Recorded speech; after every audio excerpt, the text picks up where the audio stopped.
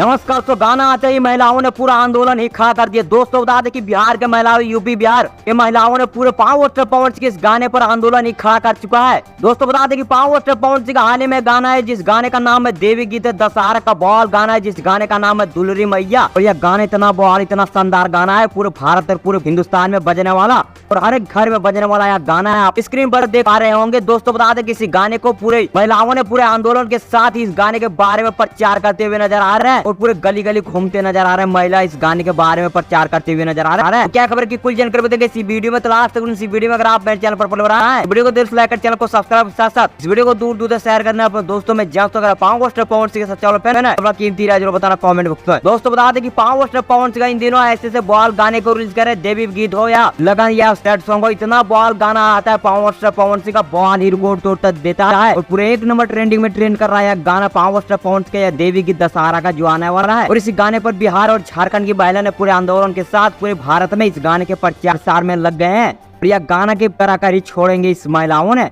आप लोगों को क्या मानना है नीचे कमेंट बताइए। बाकी मैं मिलूंगा आप लोगों से। जय हिंद।